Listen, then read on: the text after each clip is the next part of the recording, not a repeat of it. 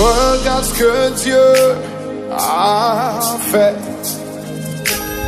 Est-ce que tu vois ce que Dieu a fait? Ma Bible au quotidien, le verset du jour.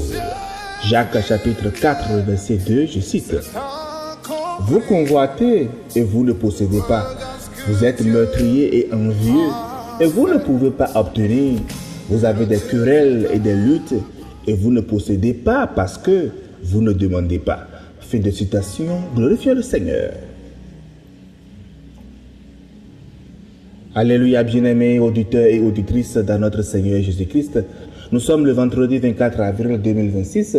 Béni soit l'Éternel pour le souffle de vie qu'il renouvelle en nous ce matin. Chers bien-aimés, pour comprendre ce verset, remontons bien au verset 1 où Jacques pose cette question. Mais d'où viennent les luttes et d'où viennent les querelles parmi vous? N'est-ce pas de vos passions qui combattent dans vos membres? Le mot traduit ici par passion désigne les plaisirs charnels, ces désirs intérieurs-là qui agissent comme des soldats en bataille à l'intérieur de l'homme. Jacques ne parle pas de conflits extérieurs abstraits, il met le doigt en fait sur le cœur humain comme champ de bataille.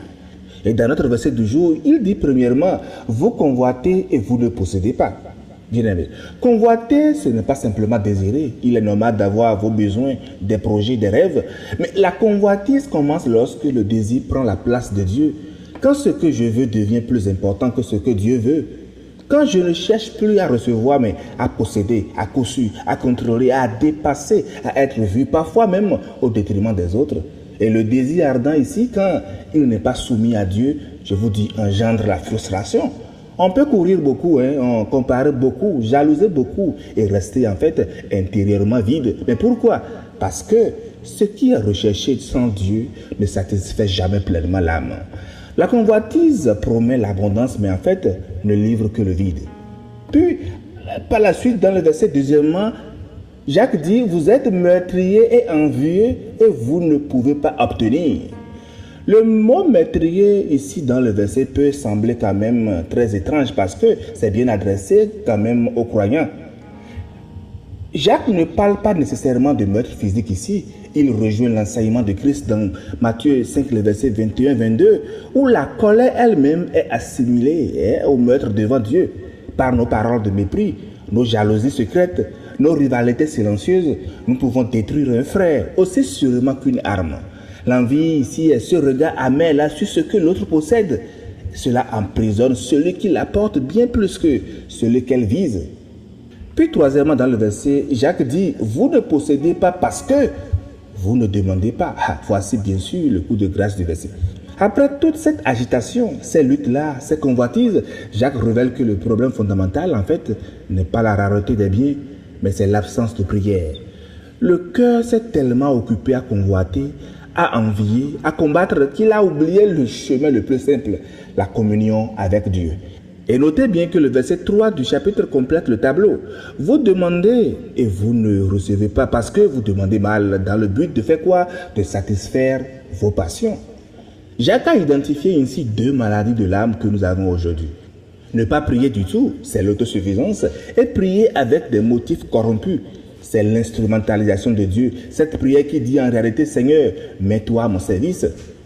En disant cela, quelqu'un pourrait objecter en disant, mais pourtant des hommes et des femmes qui ne prient pas, qui ne connaissent pas Dieu, prospèrent, inventent, créent des technologies que nous utilisons, envoient des fusées sur la Lune. Bien-aimés, nous qui prions sans cesse, nous n'avons pas encore reçu ce que nous demandons peut-être, n'est-ce pas frustrant? La question est légitime lorsqu'elle est posée ainsi, mais elle repose sur une confusion. Jacques ne parle pas ici de la réussite matérielle ou technique. Il parle de la paix intérieure, de la plénitude de l'âme, de la liberté du cœur. La prospérité véritable, je vous dis, sans Dieu est souvent une façade. Jésus a dit dans Matthieu 7,7, « Demandez et l'on vous donnera, cherchez et vous trouverez, frappez et l'on vous ouvrira. » Mais cette promesse-là s'inscrit dans une relation bien sûr filiale avec Dieu, pas dans la logique du consommateur spirituel. À Gethsémani, vous savez que Jésus a dit « Non pas ma volonté, mais la tienne ». Luc 22, le verset 42. Voilà la prière que Jacques appelle de ses yeux. Une prière qui naît de la dépendance, de la confiance, non de la convoitise. Tout ceci étant dit, bien-aimés dans le Seigneur, soyons honnêtes. Combien de tensions dans nos familles, dans nos assemblées, dans nos relations viennent du fait que nous avons cherché à obtenir par la force ou la manipulation ce que Dieu attendait que nous lui demandions dans l'humilité. Jacques ne condamne pas ici le désir en tant que tel, il condamne le désir désordonné, celui qui s'affranchit de Dieu et se transforme en tyran intérieur. La solution n'est pas de ne plus rien vouloir, c'est de soumettre chaque aspiration à celui-là qui connaît nos besoins véritables. Et la condition pour vivre cela, vous savez, c'est de parler régulièrement avec Dieu, de prendre le temps d'écouter sa voix et de grandir dans une relation profonde avec lui. Car, soyons lucides, la prière est souvent notre dernier recours, celui que nous abandonnons dès que la réponse ne vient pas instantanément. Aujourd'hui, je voudrais vous encourager non seulement à prier, mais à prier avec persévérance. Bonne méditation et agréable journée et fin de semaine à toutes et à tous dans la paix de Christ Jésus.